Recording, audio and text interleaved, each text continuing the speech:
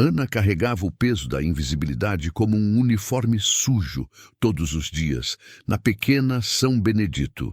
Ninguém via Ana, apenas a merendeira, a mulher simples, rechonchuda demais e sem brilho nos olhos, que servia a comida morna no refeitório municipal.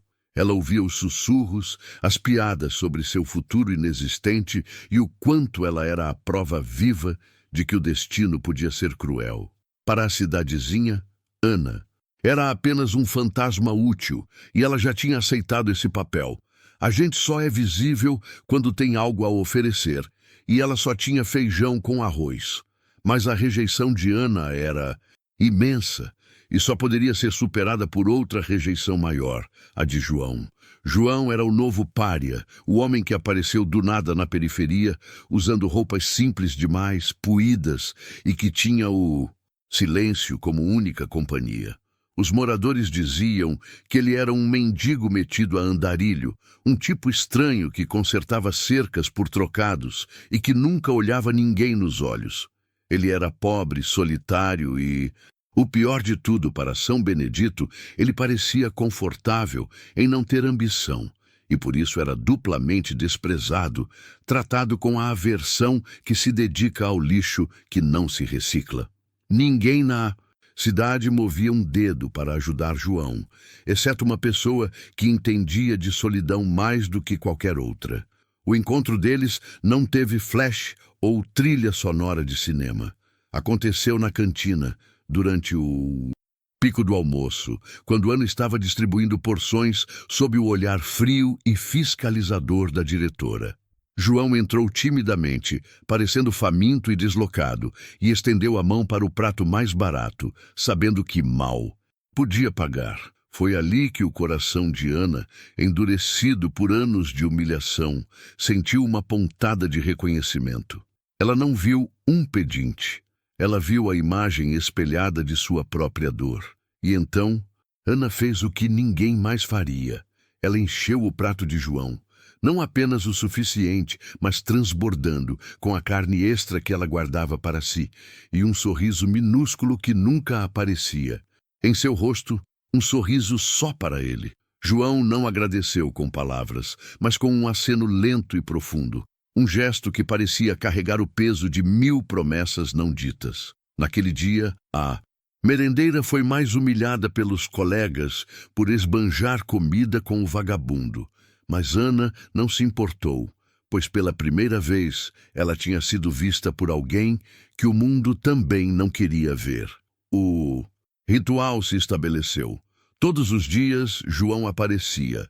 Eles não falavam muito. Ana servia, João comia em silêncio num canto, e a conexão entre eles era construída tijolo por tijolo na base do respeito sincero e mútuo, sem a poluição do julgamento externo. Era um amor nascido na lama do desprezo alheio, puro e forte, porque ele não era baseado em expectativas, mas apenas no alívio de finalmente ter um porto seguro no meio da tempestade da vida.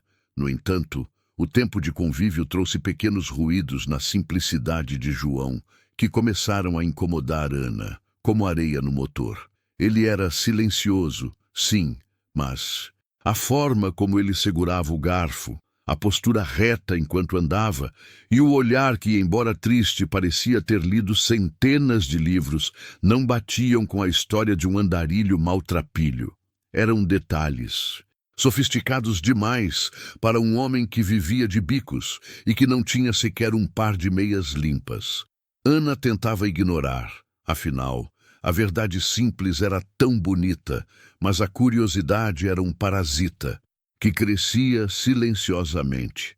A gente vive buscando respostas para as grandes perguntas, mas muitas vezes são os detalhes que nos destroem, não é mesmo? Se você se identifica com essa dor de ser invisível e com a força que nasce nos amores improváveis, aperte o botão de inscrição no Corações do Passado, porque essa história está apenas começando e você não vai querer perder o que está por vir. Ana começava a sentir que a simplicidade de João era uma máscara perfeita e que por baixo dela havia algo vasto e complexo. O primeiro grande tremor veio numa tarde de chuva fraca, quando João pensou estar sozinho no quintal da escola, consertando uma cerca. Ana observava de longe e ele atendeu a um celular velho que estava sempre desligado. O que ela viu foi um homem diferente. A voz era grave, o tom era de comando e ele usava palavras que ela nunca tinha ouvido, termos técnicos, distantes, de alguém acostumado a tomar decisões de peso. O susto foi tão grande que ela deixou cair a bandeja que segurava, e mesmo na distância, ouviu João encerrar a ligação abruptamente com uma frase que a fez gelar. Eu resolvo isso, mantenha a discrição absoluta. Naquela noite, Ana mal dormiu, a mente girando com a possibilidade dolorosa. O amor mais puro que ela tinha encontrado era baseado numa mentira. Ela tinha se apaixonado pelo disfarce e não pelo homem de verdade. E se ele fosse um criminoso, ia fugindo, e se ele fosse um homem casado, se escondendo, qualquer coisa era melhor do que a verdade que se desenhava em sua mente. A certeza que a assombrava era que a verdade dele fosse, qual fosse, era grande demais para caber na vida pequena e invisível dela. Eu sei que você está se perguntando, assim como Ana, o que esse homem simples esconde. É por esses mistérios que a gente vive, não é? A verdade é que a vida de Ana estava prestes a ser virada de cabeça para baixo de um jeito que nem mesmo as maiores humilhações que ela sofreu prepararam o coração dela. Inscreva-se no Corações do Passado para mergulhar fundo nesta revelação. O ápice do medo aconteceu no dia seguinte. João estava na cantina, calmo como sempre, quando um carro preto, lustroso e caríssimo, com vidros escuros de filme americano, estacionou bem na frente da escola, coisa que nunca tinha acontecido antes em São Benedito. A porta do passageiro se abriu e um homem de terno impecável saiu, olhando diretamente para João. João viu o carro e o prato de comida que Ana tinha acabado de servir escorregou de suas mãos e se espatifou no chão, o barulho ecoando no refeitório. Ele não olhou para o homem de terno, mas para Ana, e a expressão em seu rosto era de puro pânico e tristeza, como se estivesse se despedindo. Foi naquele instante que Ana entendeu. Aquele carro não tinha vindo buscar um andarilho. Ele tinha vindo buscar o homem que a merendeira amava e a vida que ela conhecia estava prestes a sumir no retrovisor daquele carro de luxo. Mas quem diabos era João de verdade? E o que ele tinha feito para fugir de uma vida que parecia ser tão grandiosa? O que a merendeira amou era real ou apenas uma farsa meticulosamente construída para esconder o inimaginável? O barulho do prato se estilhaçando no chão foi o som mais alto que a escola São Benedito já tinha ouvido, mas o silêncio que se seguiu foi um grito na alma de Ana. O tempo parou, o cheiro de feijão fresco misturando-se com o medo frio que subia pela espinha dela. Todos olhavam para o homem de terno preto, depois para João e por fim para Ana, a merendeira. Invisível, ela sentiu o sangue sumir do rosto, as pernas presas no chão sujo, testemunha da destruição da única coisa real que ela havia construído. João não se moveu, exceto pela respiração rápida e superficial que denunciava o pânico. Naquele microsegundo de paralisação universal, João fez a única coisa que podia. Ele olhou fundo nos olhos de Ana, uma intensidade que nunca havia mostrado, e balançou a cabeça de forma quase imperceptível. Não era um adeus de amor, era um pedido mudo de desculpas por ser quem ele realmente era, por ter mentido e por ter permitido que ela se apegasse a uma ilusão. Aquele olhar valeu por 1000 palavras e rasgou o peito de Ana de uma forma que a rejeição da cidade jamais conseguiu, pois vinha da única pessoa que ela havia permitido se aproximar. O homem o terno, que parecia ter sido esculpido em mármore caro, caminhou com uma calma profissional que aumentava o terror. Ele parou a poucos metros de João ignorando a confusão e as crianças boquiabertas. Sua voz era baixa, mas carregada de autoridade, e ele falou em um tom que não admitia réplicas. Ele não chamou João, o andarilho. Ele disse com clareza: Senhor Antônio, precisamos ir agora. A diretoria espera sua resposta. Imediata em São Paulo. Senhor Antônio. O nome explodiu na cabeça de Ana como um tiro, desmantelando toda a imagem de João, o faz-tudo. Ela percebeu que aquele homem que dividia a marmita com ela não era um andarilho, mas sim alguém que tinha uma diretoria esperando por ele numa capital distante. E pior, ele não estava fugindo de dívidas pequenas ou de um casamento fracassado. Ele estava fugindo de uma vida de poder, de decisões que moviam montanhas, e tudo isso para quê? Para consertar uma cerca num fim de mundo. O homem que ela amou, que a tratou como um ser humano pela primeira vez em anos, era uma farsa dolorosamente perfeita. Ana sentiu a humilhação das fofocas se misturando com a dor da traição. Ela não estava apenas sendo abandonada, ela estava sendo descartada de um jogo que nunca soube que estava jogando. A solidão voltava com força total, agora vestida com a roupa da ridicularização pública. Ela se perguntou se o carinho dele era real ou se era apenas a performance de um ator entediado em seu disfarce. Se você já sentiu que o amor mais puro que encontrou era, na verdade, a maior armadilha de todas, você entende a dor de Ana.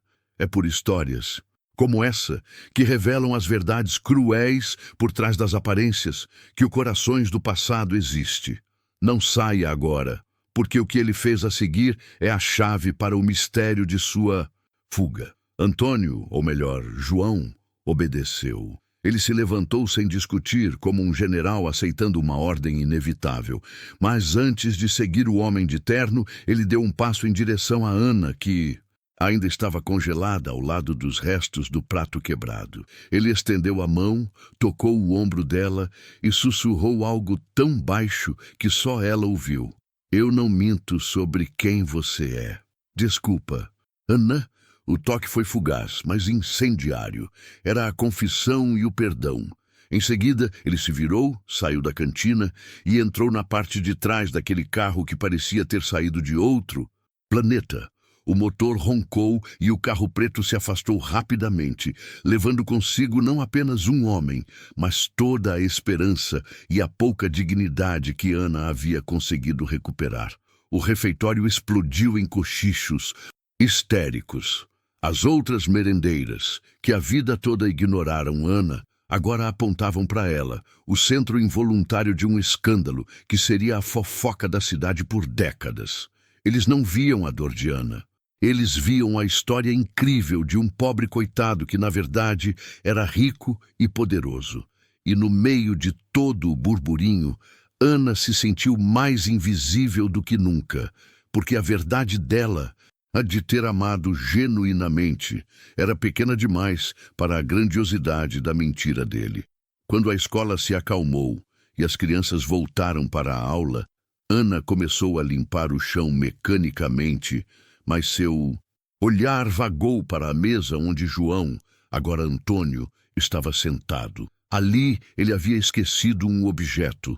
Não era o celular velho, mas um caderno de anotações pequeno, com a capa de couro amassada. Parecia um diário de trabalho, e ela sabia que não deveria tocar, mas a necessidade de respostas era maior que qualquer pudor. Ao abrir o caderno, não encontrou poemas ou lamentações, mas gráficos complexos e números que falavam de cifras gigantescas. E no centro de uma página havia um nome circulado em caneta vermelha, repetido várias vezes.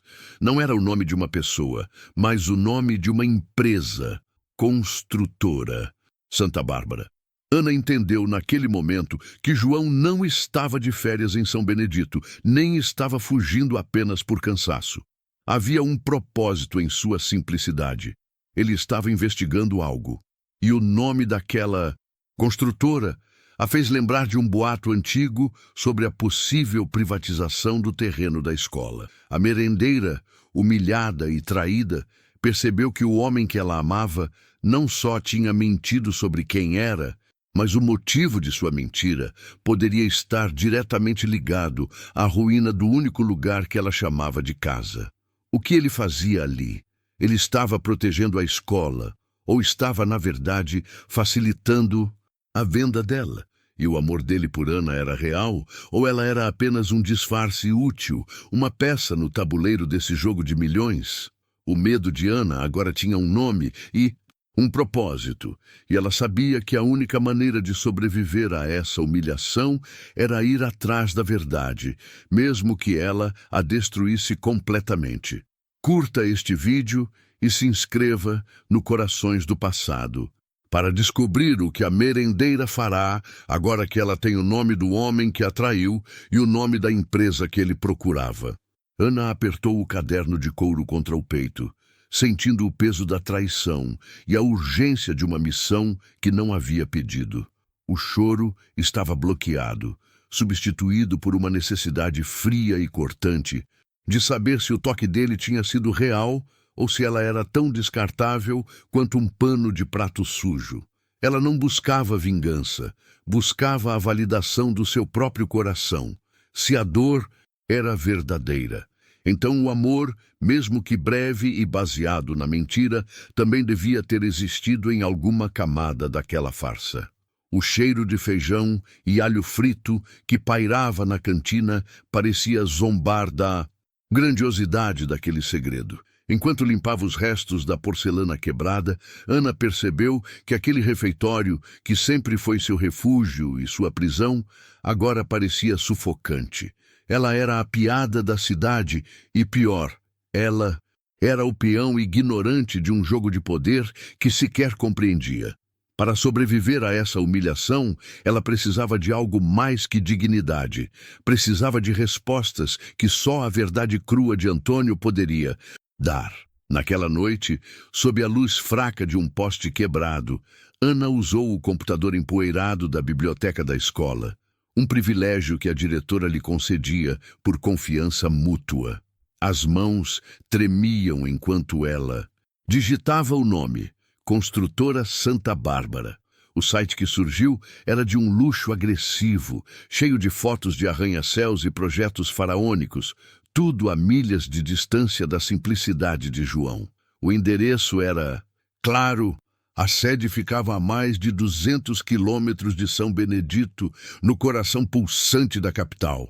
A merendeira, que nunca havia saído da cidadezinha, a não ser para ir ao mercado atacadista com a vizinha, teve que tomar a decisão mais radical de sua vida.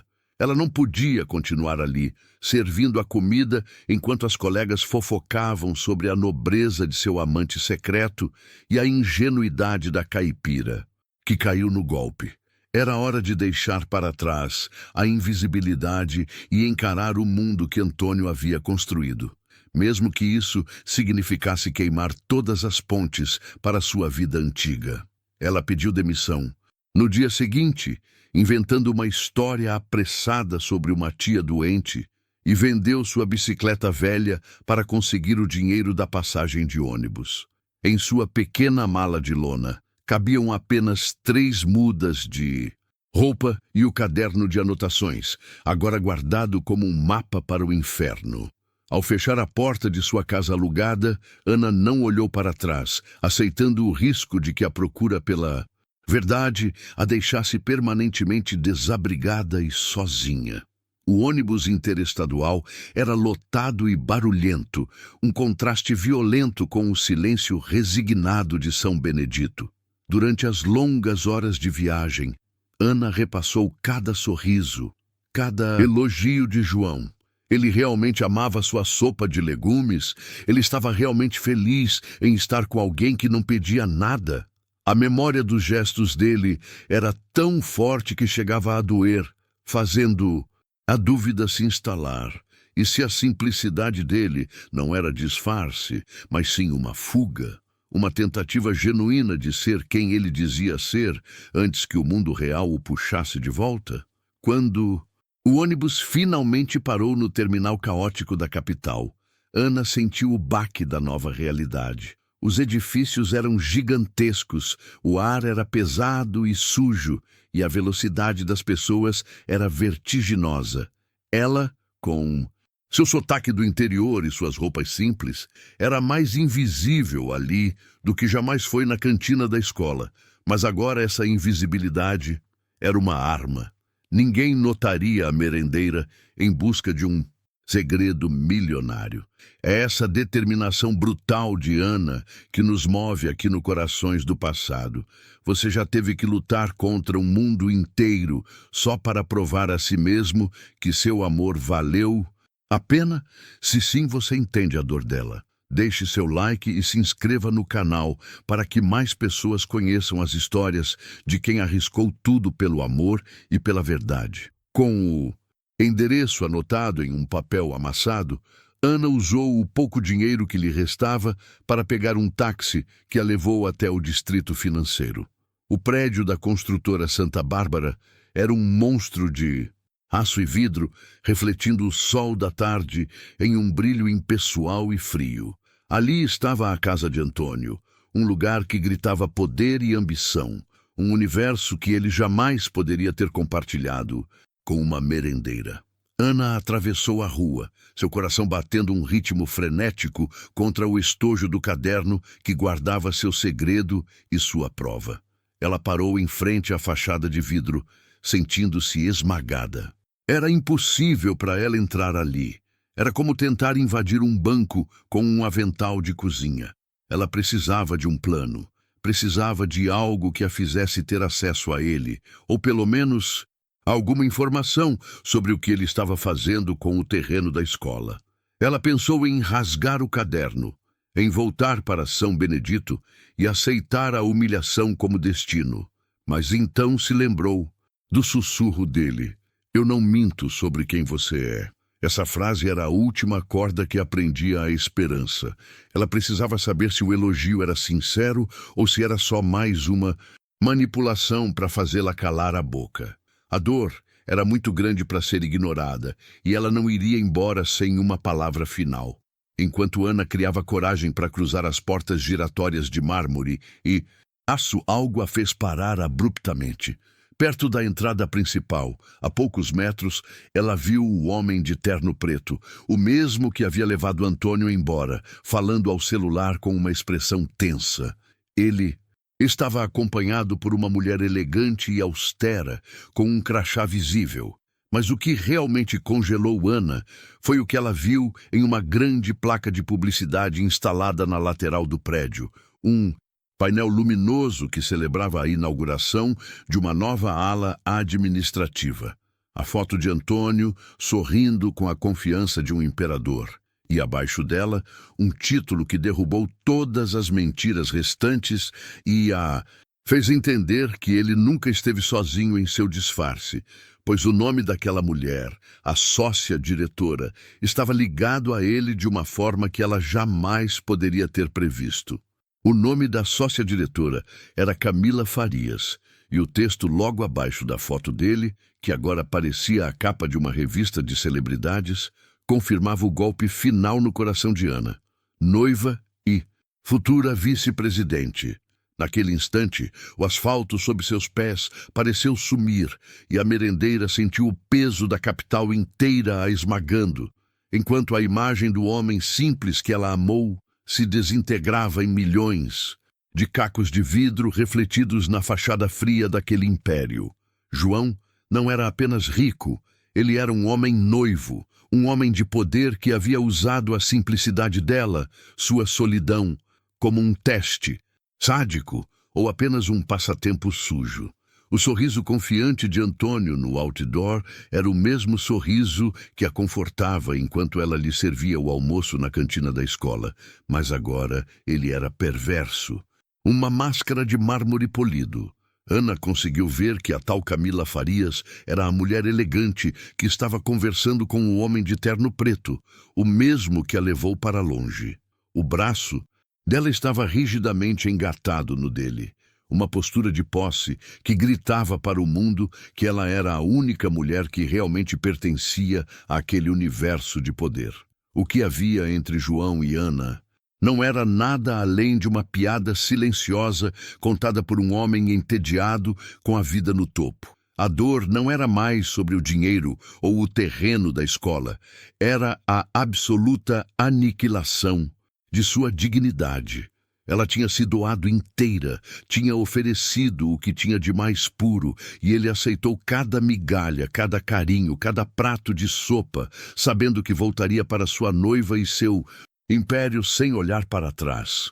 Ele não apenas mentiu sobre ser rico, ele mentiu sobre ser livre, mentiu sobre o tempo que passaram juntos e sobre o significado daquele amor ingênuo, provando que o carinho de uma merendeira era apenas algo descartável, fácil de usar e jogar fora. Ana sentiu o gosto amargo do arrependimento e da raiva se misturando na boca. Lembrar do jeito que ele segurava a mão dela, o jeito que ele a fazia sentir a mulher mais importante do mundo, era agora a maior traição. Ele não precisava fingir pobreza, ele escolheu fingir que a amava. E essa escolha era o que mais a feria. Ela não choraria ali, na frente do monumento à sua humilhação. Seus olhos se secaram instantaneamente, transformando a tristeza em uma determinação cortante. Ela não voltaria para São Benedito de mãos vazias e nem em silêncio. Seu foco mudou radicalmente. Ela não buscava mais a reconciliação ou a explicação. Ela buscava o calcanhar de Aquiles de Antônio Farias, o ponto fraco que o faria pagar pelo escárnio. O terreno da escola, o motivo inicial da ida dele à cidade, era a única arma que lhe restava. Se ela conseguisse provar a fraude ou a má-fé na aquisição da propriedade, ela teria o poder de desmantelar não apenas o negócio dele, mas o casamento e a reputação que ele tanto prezava. Essa mudança de chave, do amor destruído para a vingança estratégica, é o que faz a história de Ana ser tão forte. Você já foi forçado a trocar o amor pela justiça, arriscando sua própria segurança? Se você sente essa dor com Ana, se inscreva agora no Corações do Passado e deixe seu like, porque você vai precisar de muita força para ver o que a merendeira vai fazer a seguir. O homem de terno preto, o segurança, ou talvez sócio, continuava a falar ao celular, perto da porta, mas agora ele parecia agitado, olhando ao redor com uma atenção profissional. Ana se encolheu, usando a sombra de um arbusto ornamental como cobertura. Ela precisava sair da vista dele imediatamente, pois, se ele a reconhecesse, toda a sua missão terminaria ali, e ela seria arrastada para um beco escuro, ou pior, para uma sala de reuniões fria, onde Antônio a dispensaria com a mesma facilidade com que dispensava um guardanapo sujo. Movida por um instinto primitivo de sobrevivência e caça, Ana se afastou da entrada principal, caminhando ao redor do gigantesco prédio. Ela procurava uma entrada de serviço, um lugar onde a vigilância fosse menor, onde os estagiários e os faxineiros pudessem circular sem a rigidez da área executiva. O mármore deu lugar ao concreto sujo e às lixeiras industriais. Aquele era o universo dela, o pésio subsolo da riqueza, o lugar onde a invisibilidade voltava a ser um escudo. Enquanto caminhava, ela abriu a pequena bolsa de lona e apalpou o caderno. O papel amassado com o endereço do escritório e o nome do advogado que havia lidado com os documentos da escola estavam ali. Ela precisava de nomes, de datas, de detalhes financeiros sobre o terreno que validassem que a intenção dele sempre foi a demolição e o lucro, e não o simples interesse em um pedaço de terra. Aquele caderno era agora a chave de um cofre. Ana encontrou uma porta metálica cinza, claramente destinada à entrada de entregas, com um pequeno interfone ao lado. Ela não tinha um crachá ou um nome para dar, mas percebeu que a porta não estava perfeitamente fechada, emperrada por uma caixa de papelão velha jogada ali. Era uma chance estúpida, mas a única que ela tinha. Respirando fundo, Ana puxou a caixa, abrindo uma fresta o suficiente para escorregar para dentro, entrando em um corredor de serviço quente e cheiro de desinfetante. Ela estava dentro da fortaleza. Seus passos eram silenciosos no piso de vinil e a cada porta que passava, o medo se misturava à adrenalina. Ela precisava subir. O elevador de serviço era lento e barulhento, e quando ele parou no primeiro andar de escritórios, Ana se preparou para a batalha. No entanto, ao sair do elevador, ela paralisou atrás de um carrinho de limpeza, pois a pessoa que estava parada na frente da mesa de recepção, segurando um copo de café, era alguém que ela jamais esperaria ver ali. Alguém vindo diretamente de São Benedito e que poderia denunciá-la na mesma hora. O corpo de Ana se petrificou atrás do carrinho de limpeza, o cheiro de Ajax e o metal frio sendo a única coisa real naquele momento de pânico absoluto. O homem parado na frente da recepção não era outro senão o vereador José, aquele mesmo que frequentava a escola apenas em época de eleição para fazer promessas vazias e que sempre tratou Ana com um misto de nojo e pena. Era ele, o político pequeno e barrigudo de São Benedito, com um terno apertado e um sorriso forçado que agora brilhava no saguão de mármore de Antônio Farias. A presença dele ali era a prova viva de que o esquema era muito maior do que ela imaginava. José não era um homem de grandes negócios. Ele era um parasita local, o tipo de pessoa que vendia a mãe por um prato de comida e que certamente havia vendido o terreno da escola e a confiança da cidade para Antônio a preço de banana. Ele estava ali como um cúmplice, esperando sua recompensa ou, pior, e próxima ordem, e se ele a visse, Ana seria desmascarada antes mesmo de poder dar o primeiro passo. José gesticulava impaciente para a recepcionista, seus olhos vagueando pelo relógio de pulso que era visivelmente novo e caro. Ele parecia desconfortável no ambiente de vidro e aço, como um peixe fora d'água tentando parecer tubarão. Mas a arrogância era a mesma de sempre, a mesma que ele usava para humilhar as pessoas simples na Praça de São Benedito. A única coisa que a mantinha a salvo era a invisibilidade, a velha amiga que a merendeira havia cultivado por anos. Ninguém olhava para o carrinho de limpeza, ninguém olhava para o piso de vinil, ninguém olhava para Ana. Encolhida, ela tentou acalmar a respiração, cada batida do seu coração parecendo um tambor na quietude do corredor executivo. O vereador José estava a meros 10 metros de distância, mas a distância social era infinita, e era essa diferença que ela precisava explorar. Ela se lembrou da sensação, ter a vida passada a limpo, como se nunca tivesse existido. Só que agora, essa inexistência era uma arma contra o homem que a amou na mentira. O silêncio do escritório foi quebrado pela voz grave de José, que ecoou levemente. Eu disse para ele que estava tudo certo com os papéis do terreno. Só falta a assinatura final do prefeito, mas ele está no meu bolso, como combinado. Ana apertou os punhos no cabo da vassoura. Lá estava a confirmação. O acordo não envolvia apenas Antônio, mas toda a política de São Benedito. Eles tinham planejado a destruição daquele lugar desde o início. E a gentileza de Antônio na cidadezinha havia sido apenas um verniz. Para o crime, sua raiva deu lugar a uma clareza gelada. Ela não estava lutando apenas pela sua dignidade, mas por cada criança daquela escola, por cada vizinho que seria afetado pela ganância daquele homem. Você já sentiu essa queimação no peito, essa transformação da dor em foco? Se sim, se inscreva agora no Corações do Passado e deixe seu like, porque a jornada de Ana está apenas começando e ela vai precisar de toda a força que pudermos dar a ela. A recepcionista, uma moça de cabelo impecável, apontou para o final do corredor. O Dr. Farias está terminando uma ligação importante. O senhor pode aguardar na sala de espera jurídico. Ana sentiu um arrepio.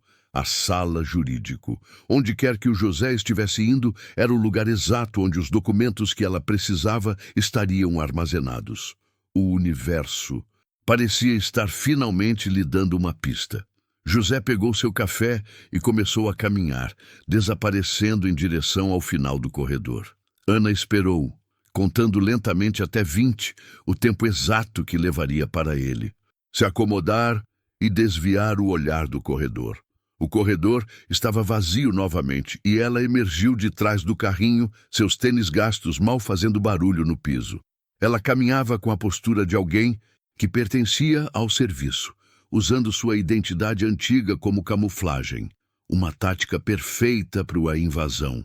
Ela apressou o passo, deslizando pelos escritórios envidraçados. Os funcionários tecnodependentes nem erguiam a cabeça das telas. Era surreal. A facilidade com que a riqueza se isolava da realidade. Ela procurava por qualquer sinal, uma placa, uma porta que indicasse o setor legal, ou o jurídico, o lugar que guardava os segredos mais sujos daquela corporação. O nome do advogado de Antônio que estava no seu caderno era Ailton Mendes, e ela precisava encontrar a sala dele ou o arquivo central. O papel amassado em sua mão suava e ela o apertava como um mantra. O nome da escola, São Benedito, o nome do advogado, Ailton Mendes, e o terreno. Se ela pudesse fotografar ou copiar qualquer documento que provasse a fraude na transação, ela teria a arma perfeita para não apenas se vingar, mas para salvar o seu passado e o futuro de sua comunidade. A vingança precisava ser estratégica, e o campo de batalha era o jurídico. Ela virou um canto e finalmente viu a porta. Um letreiro discreto em aço escovado dizia: Departamento Jurídico. A porta estava entreaberta, o que era a segunda sorte inacreditável que ela tinha naquele dia. Uma falha de segurança que parecia ter sido feita sob medida para a sua missão desesperada. Ana se aproximou, o coração batendo na garganta, pronta para empurrar a porta e invadir o arquivo. No instante em que sua mão tocou a maçaneta fria, uma voz feminina, cortante e grave, soou de dentro da sala, alta o suficiente para ser ouvida no corredor silencioso. Essa voz não era da recepcionista. Era uma voz de comando, uma voz que não pedia, mas exigia obediência. E o que ela disse a seguir fez Ana retirar a mão bruscamente, o sangue gelando em suas veias, pois a mulher estava discutindo com Antônio Farias sobre o plano e mencionando o nome de Ana na conversa. O ar que Ana respirava tornou-se pesado e rarefeito.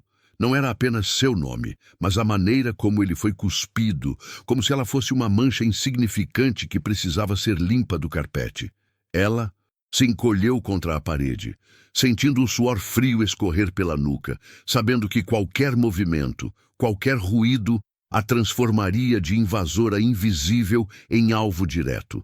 O medo de ser descoberta era imenso, mas a curiosidade, essa fome desesperada por saber a verdade completa, a manteve grudada na porta entreaberta, o ouvido quase tocando a madeira. A mulher voltou a falar, o tom de voz subindo ligeiramente, carregado de impaciência e uma autoridade que denunciava sua posição de poder. Ela estava repreendendo Antônio por sua distração, acusando-o de ter perdido tempo com algo tão fútil quanto a merendeira da cidadezinha. Ana ouviu a palavra risco e passivo ser usada para descrever seus meses de relacionamento, um jargão cruel de negócios aplicado ao que ela havia ingenuamente chamado de amor. Você já se sentiu reduzido a uma estatística, a um erro, no planejamento de alguém? Antônio respondeu, e a voz que Ana ouviu agora era fria, cortante, desprovida de qualquer vestígio do homem gentil que consertava cercas. Ele dizia que Ana havia cumprido seu propósito, que a simplicidade dela havia sido útil para baixar a guarda da comunidade, provando que a farsa do homem humilde era o golpe perfeito. Ele a descrevia como previsível e ingênua, incapaz de entender a escala do jogo que estava sendo jogado. Era como se a alma de Antônio estivesse sendo revelada ali, nua e horrível, confirmando que o homem simples jamais existiu. A mulher interveio novamente, e sua preocupação era menos com a merendeira e mais com os documentos de José. Ela queria garantir que as assinaturas estivessem legalmente sólidas e que a escola fosse demolida antes que qualquer auditoria pudesse questionar a transação do terreno. Eles estavam falando abertamente sobre a destruição de São Benedito, o cinismo pesando no ar denso do escritório. A escola era apenas um obstáculo burocrático, uma formalidade a ser ignorada. José, o tal político, parecia estar na sala também, oferecendo garantias, mas a mulher o interrompeu, exigindo mais eficiência. Aparentemente o dinheiro não estava se movendo rápido o suficiente, e ela pressionava Antônio para acelerar a liberação dos fundos para o suborno. Era uma teia de aranha montada para sugar a vida de um lugar inteiro, e Ana tinha se tornado a mosca que, por acaso, estava ouvindo o planejamento da caçada final. Se essa história está te chocando e você quer ver Ana vencer, por favor, clique no botão de se inscrever e junte-se ao Corações do Passado. A mulher fez uma pausa dramática e Ana pôde ouvir o som de um papel sendo virado, um som que fez seu corpo tensionar. Ela então mencionou que o principal documento, o que continha a prova da manipulação de valores e a assinatura fraudulenta do prefeito, não estava no arquivo jurídico principal, mas guardado em um local ainda mais seguro, longe dos olhos de funcionários curiosos ou auditores. Essa era a informação que Ana precisava, o mapa do tesouro que provava o crime. O local que ela mencionou era peculiar, o arquivo morto. O arquivo morto, ela explicou a Antônio, era o lugar onde os documentos mais sensíveis e antigos ficavam, longe da digitalização e da vigilância diária no subsolo do prédio. Ela disse que só ela e o advogado Ailton Mendes tinham a chave de acesso, um bunker de segredos corporativos que, ironicamente, se tornava o ponto fraco da organização. O plano de Ana mudou em um instante. Ela não precisava invadir o jurídico de Ailton Mendes. Ela precisava chegar ao subsolo, ao arquivo morto, onde o silêncio guardava a prova da ganância. Era um risco ainda maior, um mergulho nas entranhas daquela torre de vidro, mas a urgência em seu peito falava mais alto que a prudência. A merendeira rejeitada tinha acabado de ganhar a localização exata do seu armamento. Enquanto ela planejava sua rota de fuga e a nova invasão, a mulher suspirou, um som irritado. Ela disse a Antônio que esperava que ele tivesse aprendido a lição sobre misturar prazer com negócios, especialmente com pessoas que não pertenciam ao círculo deles. E então ela adicionou uma frase que atingiu Ana com a força de um soco no estômago, uma humilhação final. Você não precisa mais se preocupar com a merendeira, meu amor. Eu mesma cuidei de garantir que ela fosse completamente desacreditada na cidade, usando alguns contatos na prefeitura. Ela é irrelevante. Quando a escola cair, ela não terá voz nem credibilidade para lutar. Antônio riu, um som seco e cruel que Ana nunca imaginou ser capaz de vir dele. O som de cadeiras sendo arrastadas fez Ana recuar rapidamente. Eles estavam se levantando, a reunião havia terminado. Ela precisava sumir antes que a porta se abrisse. Ela se virou, voltando a empurrar seu carrinho de limpeza no ritmo que uma faxineira faria, com a cabeça baixa, enquanto o pânico corroía suas entranhas.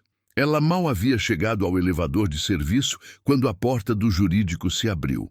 Ana não se atreveu a olhar diretamente, mas pelo canto do olho viu Antônio Farias sair, elegante e implacável, ao lado da mulher que havia planejado sua destruição. E foi ali, na saída do escritório, que o golpe final e mais devastador de todos atingiu Ana. A mulher, alta, loira e vestida em Um tailleur impecável, sorria com a satisfação de quem venceu, e Antônio a beijou na testa antes de dizer: "Vamos, Natália. Nosso noivado precisa ser anunciado antes que a demolição comece." Natália, a mulher que ditava ordens sobre o terreno e a demolição, era a noiva oficial de Antônio Farias. Ana conseguiu se esgueirar para o elevador de serviço, o corpo em piloto automático, mas a mente presa no som daquela palavra, Natália, e no beijo de noivado que selou o destino de São Benedito, e partiu em 1000 pedaços a esperança de sua própria vida. Não era apenas um caso, um deslize de um homem rico que queria se divertir com a merendeira. Era um casamento arranjado com a arquiteta do desastre, a mulher que ditava a Antônio onde e como derrubar seu bairro. O silêncio da cabine do elevador não era suficiente para abafar o eco da crueldade. E Ana percebeu que aquele homem não tinha sido apenas um mentiroso, ele tinha sido um ator brilhante.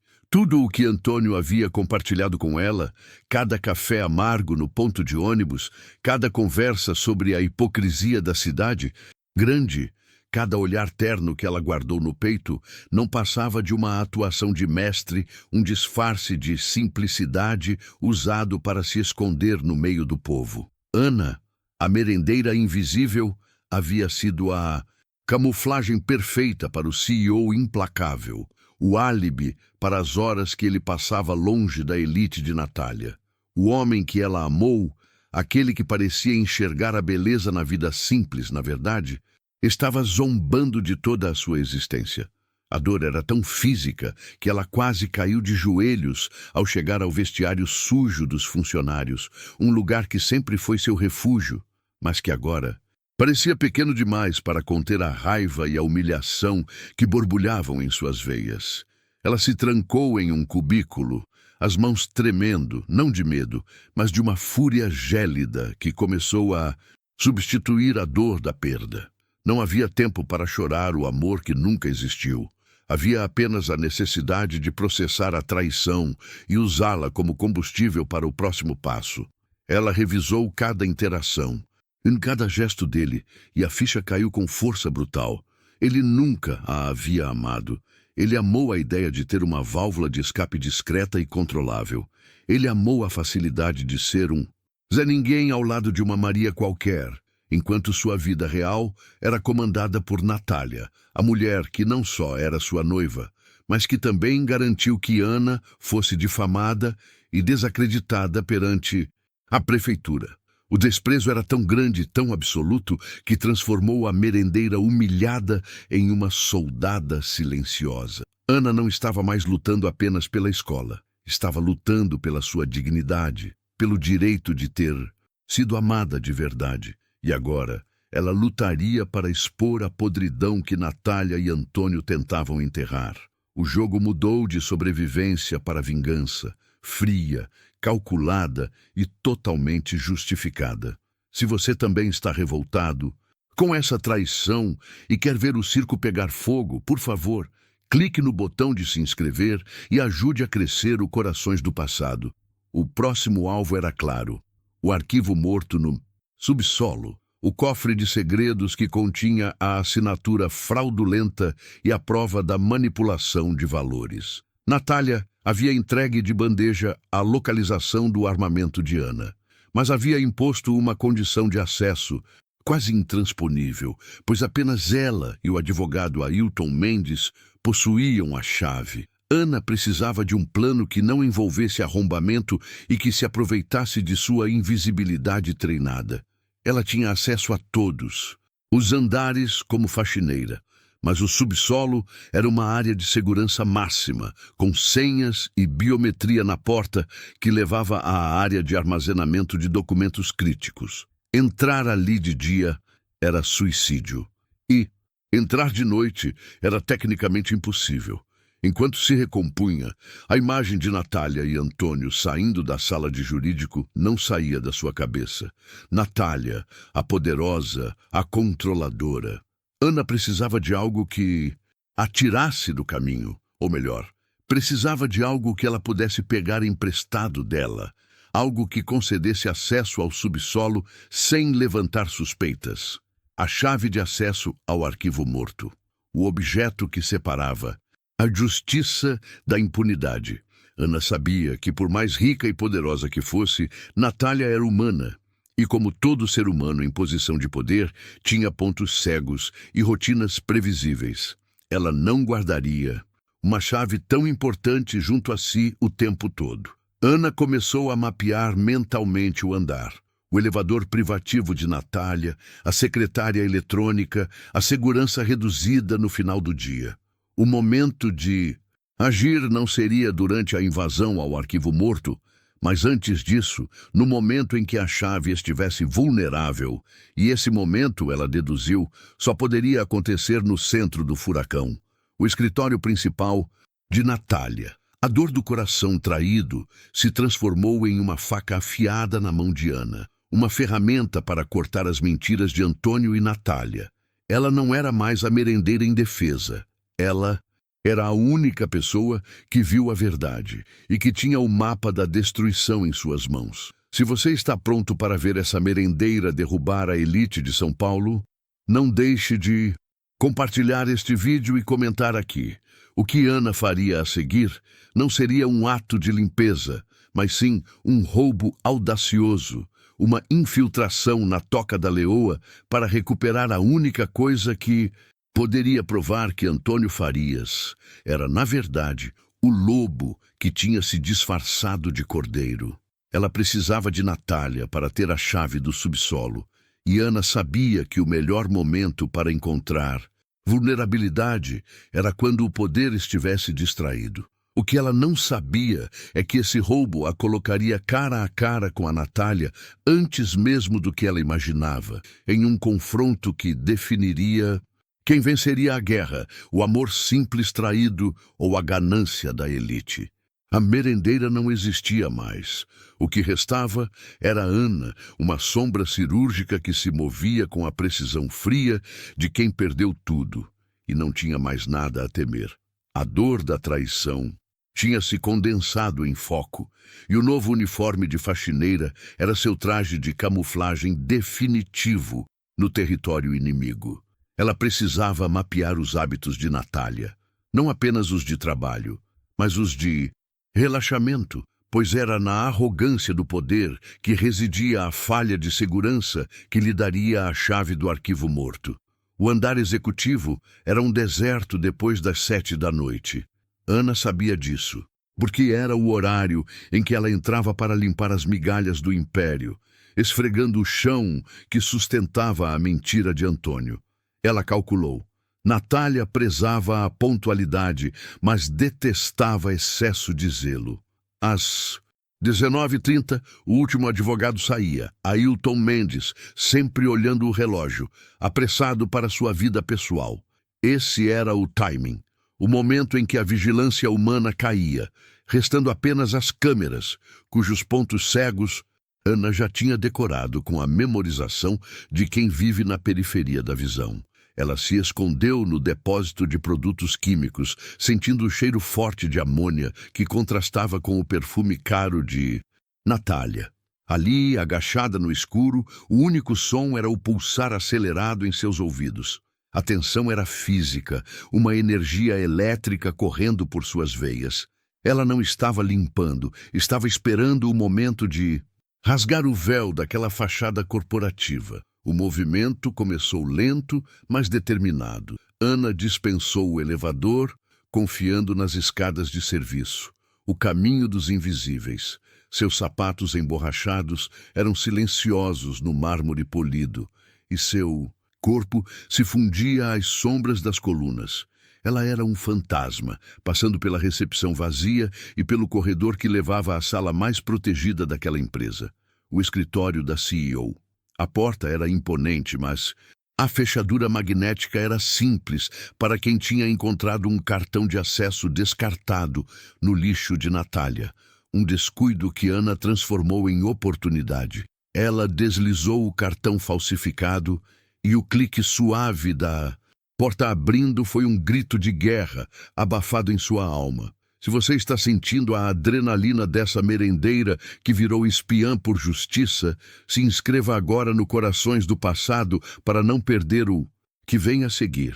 O escritório de Natália era um mausoléu de luxo, a mesa de mármore negro, a vista panorâmica que parecia engolir São Paulo, tudo exalava um poder frio e inatingível. Mas Ana não estava ali para admirar, estava em busca do segredo. Onde uma mulher com a paranoia de Natália guardaria a chave do cofre que guardava o contrato fraudulento, não na gaveta de canetas, mas em um lugar que parecesse decorativo e inofensivo. Ana revistou o local com a velocidade de um furacão contido. Os armários de arquivos, a prateleira de livros de arte. Sua mão deslizou por um porta-joias de laca escura que estava estranhamente pesado para o que deveria conter. O peso metálico interno confirmava sua intuição. O acesso ao subsolo estava ali.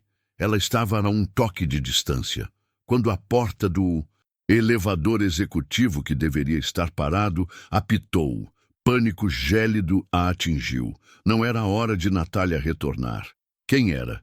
Ana se jogou debaixo da mesa de mármore, se encolhendo no espaço minúsculo entre a base e a poltrona de couro. A luz do escritório se acendeu totalmente e ela ouviu o tilintar de saltos e uma voz familiar e irritada. Era Lúcia, a secretária executiva de Natália, que havia voltado para buscar algo esquecido. Lúcia estava ao telefone, falando alto e reclamando da irresponsabilidade de um fornecedor. Ela estava apressada e estressada, mexendo nos papéis da mesa com impaciência, sem a menor ideia de que a faxineira, que ela ignorava todos os dias, estava a centímetros de seus pés, escutando cada respiração. No meio da confusão, Lúcia mencionou que precisava daquele documento para a reunião de amanhã e murmurou algo sobre a chave do pequeno cofre. Ana ouviu o som de metal contra metal. Lúcia abriu o cofre disfarçado, pegou uma pasta e, no ato descuidado de fechá-lo apressadamente, um objeto cilíndrico e pesado escorregou de sua mão. O som agudo do metal batendo no chão e rolando sobre o tapete persa foi música para Ana. Lúcia não notou, ocupada com o celular. Ela saiu tão rápido quanto entrou, deixando a porta entreaberta e, mais importante, deixando a chave do arquivo morto jazendo sob a sombra da poltrona de Natália. Ana não podia acreditar na sorte invertida que o universo lhe dava. Com a cautela de um predador, Ana deslizou para fora do esconderijo, esticando a mão trêmula para apanhar o objeto. Era uma chave complexa, com detalhes gravados, pesada com a importância de todos os segredos que ela representava. Ela tinha conseguido. O desprezo de Natália por seus subordinados era a arma que Ana usaria contra ela. Se você quer que a Ana use essa chave para detonar o casamento e o império, comente "Fogo aqui embaixo" e ajude o Corações do Passado a crescer. O sorriso gelado da vitória mal havia surgido nos lábios de Ana, enquanto ela guardava a chave na profundidade do bolso do macacão, quando o elevador privativo apitou novamente, indicando que alguém estava chegando ao andar executivo. Desta vez, não era Lúcia. Os passos eram lentos e confiantes. Era Natália, e ela não estava sozinha, mas sim rindo de uma piada interna com a pessoa que estava ao seu lado. Uma figura que Ana reconheceu instantaneamente e cuja presença ali era impossível, chocante e destruidora. A pessoa que estava com Natália era Antônio Farias, o falso homem simples, e ele parecia extremamente familiarizado com o ambiente. Ana estava presa. O mundo de Ana não girava mais. Ele tinha sido explodido, estilhaçado em 1000 pedacinhos de mármore e mentiras. Ela permaneceu petrificada sob a mesa, a respiração presa na garganta como uma pedra de gelo. O riso de Natália era agudo e cruel, mas foi a voz de João, agora identificada como Antônio Farias, que a atingiu com a força de um raio. Ele não era apenas um homem simples, que todos rejeitavam. Ele era o desprezo encarnado, um ator de teatro barato que havia usado a simplicidade para chegar a ela, ou pior, para fingir que se importava com a vida real. Se você está sentindo a dor dessa traição, deixe seu like agora e ajude o Corações do Passado a alcançar mais pessoas que amam histórias de vingança. Natália estava acendendo as luzes de LED do escritório e a iluminação intensa revelou o que Ana não queria ver. Antônio Farias, impecavelmente vestido em um terno de corte italiano que custava o salário de um ano inteiro de todos os funcionários da obra, estava relaxado, com a mão no ombro de Natália, parecendo dono daquele lugar. O silêncio, o olhar intenso e a nobreza silenciosa que Ana havia interpretado como humildade, agora se revelavam como a arrogância contida de quem sabe que está acima de todos. Ana lembrou-se do cuidado que ele teve ao consertar o vaso quebrado na sua casa, das mãos calosas que ela havia beijado, da maneira como ele olhava para a comida que ela preparava na merenda. Cada memória doce se transformou em vinagre na sua boca. Ele não estava carente. Ele estava investigando. Ele não a amava. Ele estava brincando. O homem que ela tinha protegido, alimentado e amado com toda a sua alma miserável era o noivo da mulher que destruiria a vida de José. E, aparentemente, o cérebro por trás de todo o esquema que ela agora tentava desvendar. Antônio se sentou na poltrona executiva, a que Ana estava escondida embaixo, e suspirou, um som de alívio que parecia zombar da sinceridade de Ana. Natália começou a falar sobre a fase de observação na construção. Ela perguntou, com um tom de escárnio, se a vida entre os pobres havia sido edificante. O corpo de Ana estremeceu quando Antônio respondeu, com a mesma voz suave que usava para sussurrar "eu te amo". Foi fundamental, meu amor. Entender a moralidade deles é a chave para garantir que o contrato passe sem questionamentos. Afinal, a ingenuidade da base sempre sustenta o castelo. A resposta dele foi um soco no estômago de Ana. A ingenuidade da base. Era assim que ele via o respeito, a honestidade e a luta diária de José e de todos os homens da obra. Ele a tinha usado, manipulado a merendeira invisível, porque ninguém suspeitaria que ela, a reles cozinheira, tivesse a capacidade de esconder o segredo ou de ser um ponto de conexão para o poderoso Antônio Farias. O desprezo dela por Natália se tornou um ódio frio e calculista pelo homem que ela tinha amado. E se você está com ódio dessa traição, se inscreva no Corações do Passado, porque a vingança dela está apenas começando. Natália pegou uma garrafa de água mineral na mini adega que ficava a poucos centímetros dos pés de Ana e continuou a conversa, aliviada por ele ter voltado à realidade do poder. Ele precisava estar na obra, ela disse, para garantir que o projeto de fachada estivesse de acordo e que José fosse o principal alvo da pressão, já que era ele quem tinha as assinaturas mais importantes e era o mais sentimentalmente envolvido com o projeto da comunidade. Antônio concordou, dizendo que o velho era fácil de manipular, mas que ele sentia falta da simplicidade das refeições da merendeira. Ele havia sido muito bem alimentado durante a fase de observação. Natália riu, chamando Ana de a coitada da cozinha, e Antônio apenas sorriu. Um sorriso que Ana, debaixo da mesa, percebeu não ser de carinho, mas de cálculo. Ele havia explorado até mesmo a culinária dela para seu disfarce. O choque havia passado e o sangue de Ana fervia, mas ela mantinha a calma gélida de quem entende que um movimento errado significa a morte de tudo. Ela tinha a chave do arquivo morto, o mapa para desmascará-los e a força do ódio por aquele homem mentiroso. O problema era sair dali sem que Natália, ou pior, Antônio Farias, a visse e entendesse que o disfarce dele havia sido comprometido. Antônio Farias se levantou, ajeitando o terno. Ele mencionou que precisavam ir para o helicóptero, pois a reunião final para a aquisição da outra empresa seria em 1 hora. Natália reclamou da pressa, mas ele estava impaciente. Ele precisava garantir que o cofre que guardava o contrato de fachada estivesse seguro e que ninguém tivesse acesso ao subsolo. Ana sentiu seu coração martelar contra as costelas. Ele estava se referindo diretamente ao cofre que Lúcia tinha aberto e à chave que estava no seu bolso. Ela apertou o metal frio, prometendo a si mesmo que aquela chave seria a pá que enterraria os dois no inferno corporativo.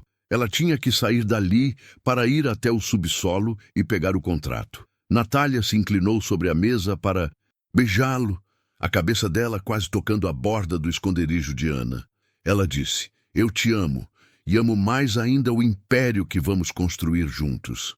Antônio a abraçou, e Ana viu nos olhos dele, de um ângulo privilegiado, um brilho de ambição fria que nunca tinha notado quando ele era apenas João. Era a ambição que havia levado ele a fingir ser simples e atrair a única pessoa que o havia amado sem julgar sua carteira vazia.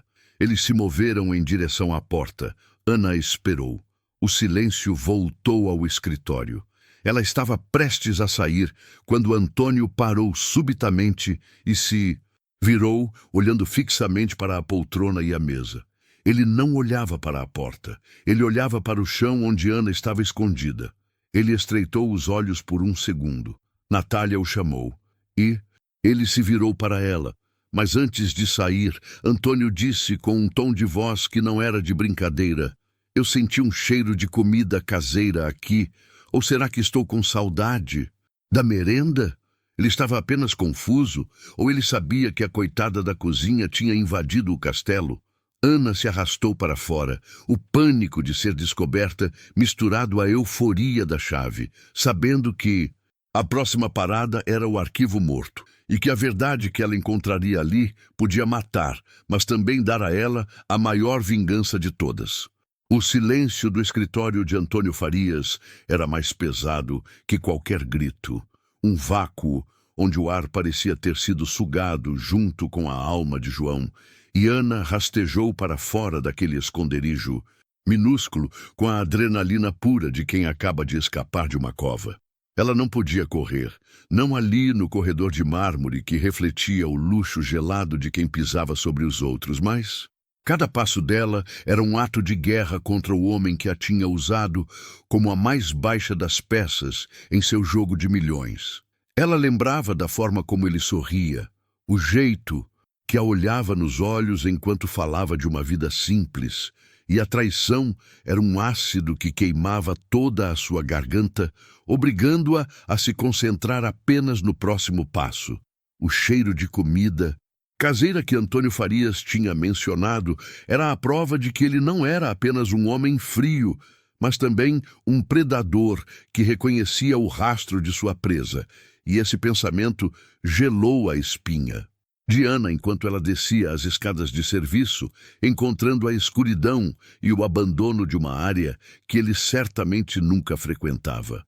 Aquele prédio gigantesco, que por fora era um monumento à ambição, tinha veias escuras e esquecidas, e era para uma dessas veias que Ana se dirigia, seguindo o mapa mental que Lúcia tinha sussurrado antes de sumir no ar, para o ponto exato onde a fundação de "E todas as mentiras" estava enterrada.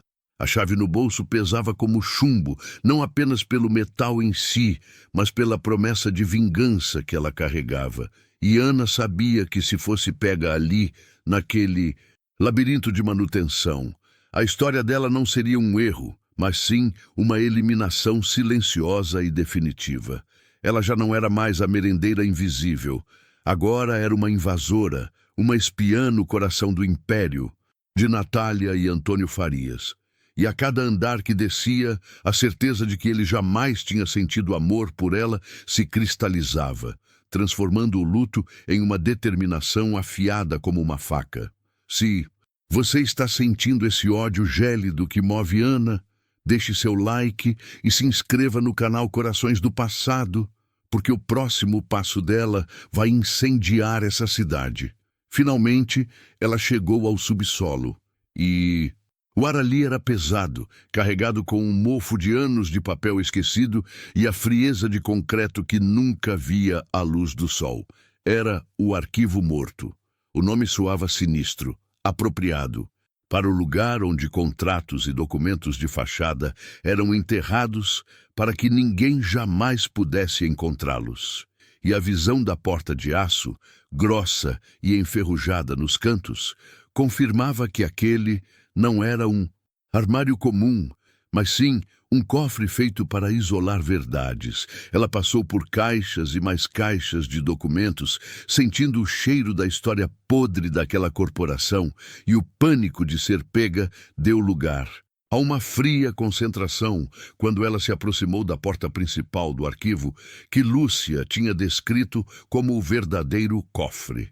Ali estava o símbolo da desconfiança de Antônio Farias. Mesmo sendo o dono de tudo, ele ainda guardava o contrato mais sujo em um lugar de difícil acesso, prova de que ele temia a própria sombra e os esqueletos que ele escondia. A chave de Lúcia deslizou na fechadura com um clique satisfatório, quase como se o cofre estivesse esperando pela única pessoa corajosa o suficiente para expor a podridão.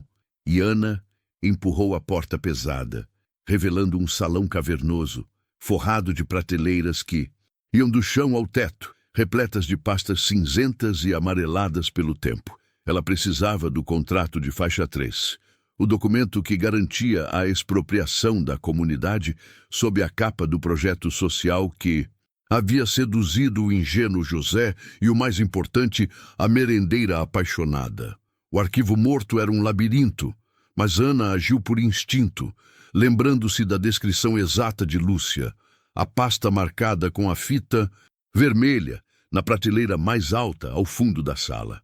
A frieza do lugar penetrava em seus ossos, mas ela não sentia mais frio, apenas a queimação da vingança que a aquecia por dentro. E a visão daquela pasta, escondida atrás de pilhas de relatórios sem importância, confirmava que Lúcia não tinha mentido sobre a existência do crime. Ana subiu na escada de metal, o rangido do equipamento parecendo um alarme, ensurdecedor no silêncio daquele lugar, mas a urgência era maior que o medo, pois Antônio Farias estaria em seu helicóptero a caminho da reunião e ela tinha uma janela de tempo curta para pegar a improva e desaparecer antes que ele sentisse falta daquele documento crucial. O futuro de José, o futuro da comunidade, o futuro dela dependiam daquele papel sujo. Os dedos de Ana tremeram um pouco ao agarrar a pasta de capa gasta com a fita vermelha. Ao abri-la, a primeira coisa que ela viu não foi a assinatura de José, mas sim um selo, o brasão da empresa que Antônio Farias estava prestes a comprar, e uma série de números que pareciam indicar uma transferência bilionária que faria a fraude na obra parecer um troco de padaria. Ela encontrou o contrato, tirou fotos de todas as páginas, com o celular sentindo a prova deslizar para suas mãos, e quando estava prestes a guardar o telefone, um envelope solto caiu de dentro da pasta, um envelope que não tinha nada a ver com o projeto social e nem com a aquisição da outra empresa. Era pequeno, gasto e endereçado.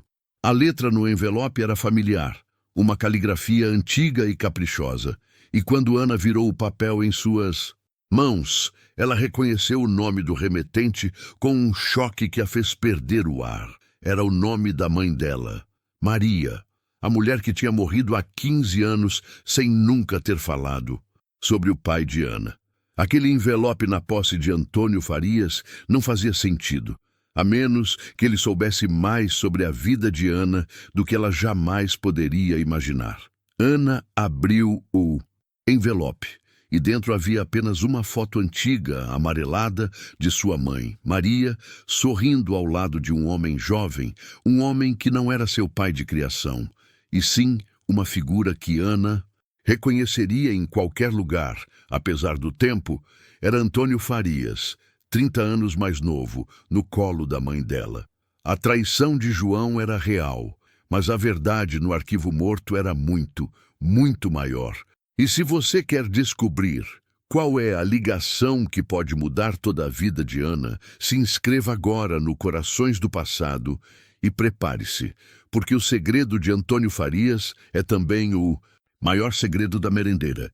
Ana sentiu a pasta escorregar de suas mãos, não pelo peso do papel, mas pela gravidade do segredo que aquele retrato minúsculo carregava, e o ar frio do arquivo morto foi substituído por uma onda de calor que a fez cambalear contra a prateleira de metal, porque ali, naquele salão de silêncio corporativo, a traição de João Farias era um detalhe, e o que realmente importava era o fantasma da mãe que ela mal conheceu e a identidade do homem que a tinha gerado. O riso de Maria na foto era genuíno, o sorriso de alguém que amava e era amada, mas ver o jovem Antônio Farias, com os braços envoltos na sua mãe, era como um soco no estômago de Ana, pois aquele homem que hoje simbolizava a ganância e a destruição da vida simples de José era também a sua origem, o ponto de partida de uma vida inteira de solidão e humilhação, que ironicamente a tinha levado de volta ao covil do lobo. A sensação de ser uma peça nesse jogo sujo, um peão em uma história que começou décadas antes dela nascer, foi avassaladora, mas o relógio biológico de Ana, aquele que gritava urgência para sobreviver, deu um comando mais forte que a dor, lembrando-a que Antônio Farias estaria pousando em 20 minutos e que se ela fosse pega ali, não haveria perdão ou negociação, apenas a completa aniquilação da merendeira e de toda a comunidade que ela tentava salvar. Ela guardou a foto e o envelope no bolso interno da blusa, tratando o papel amarelado com o mesmo cuidado que dedicara às provas digitais, percebendo que aquele pequeno objeto era o maior trunfo, o ponto cego do poderoso empresário. Pois enquanto o contrato era a prova do crime público, a foto era a prova do crime íntimo, a arma que poderia derrubá-lo não no tribunal, mas na essência de seu ser. Fechando a pasta com a fita vermelha com uma precisão cirúrgica e descendo da escada, sem produzir um único rangido sequer, Ana se moveu como uma sombra pelo corredor úmido, sentindo que cada passo era dado sobre a história de sua mãe, questionando o que Maria teria sacrificado para esconder aquela verdade e se ela havia se arrependido de ter amado um homem que, mesmo jovem, exalava a ambição que destruiria a si e aos outros. O cheiro de poeira e papel velho parecia impregnado em sua alma, e ao passar pela porta que separava o arquivo morto da área administrativa, Ana ouviu um som que a fez congelar. Um pigarro seco vindo do corredor principal, indicando que a segurança noturna havia acabado de mudar de posto, estreitando o seu caminho de fuga de forma brutal. Ela se espremeu atrás de um armário metálico, rezando para que a escuridão do local fosse sua aliada. E enquanto o segurança, um homem gordo e lento, passava com a lanterna, Ana não pensou em José ou em Antônio, mas sim na sua mãe, sentindo a força inexplicável de Maria, a coragem que ela deve ter tido para enfrentar Farias e escolher um caminho diferente, uma energia feminina que agora empurrava Ana para a luz. Se você está sentindo essa adrenalina e quer saber o que acontece quando a merendeira confrontar o homem que é seu possível pai, com a verdade que pode derrubar o império dele, deixa um like neste vídeo e se inscreve agora no Corações do Passado, porque só você pode garantir que essa história secreta seja revelada até o fim. E a jornada de Ana está apenas começando. Quando o caminho estava livre, Ana correu descalça pelos tapetes grossos do escritório, os sapatos já esquecidos em algum lugar da escadaria de serviço, sentindo a liberdade e o pânico misturados, enquanto o ar-condicionado da sala de Farias soprava frio em seu rosto, lembrando-a que estava muito perto, mas ainda dentro do território inimigo. A saída foi rápida e silenciosa, um borrão na escuridão da noite. E quando Ana finalmente pisou na rua, a respiração ofegante misturando-se à fumaça do escapamento de um táxi solitário. Ela abraçou a jaqueta, sentindo o volume da foto no bolso, a prova irrefutável de que Antônio Farias tinha um ponto fraco, um passado que ele não podia comprar ou enterrar. O mundo parecia girar de forma diferente agora, as luzes da cidade mais brilhantes, as sombras mais longas, e Ana sabia que precisava encontrar José, não apenas para avisá-lo sobre o contrato, mas para entender como a simplicidade dele tinha sido o elo perfeito para a armadilha de Antônio, e como a sua própria vida estava entrelaçada ao homem que ele mais odiava. Ela levou o celular ao ouvido para ligar para José, precisava ouvi-lo, precisava daquela voz calma para ancorá-la no caos, mas antes que pudesse discar, o aparelho vibrou com uma intensidade estranha. E no visor, a mensagem de um número desconhecido fazia o coração de Ana parar, pois dizia apenas 3 palavras que sua mãe costumava sussurrar ao dormir: "Volta para casa." E o remetente não era José. O impacto daquelas 3 palavras no visor congelou Ana sob a luz fria do poste. Um medo visceral que não vinha do perigo físico, mas sim da sensação de que sua alma estava sendo observada por alguém que conhecia o código secreto da sua história e que agora estava jogando com ela em um nível perturbador.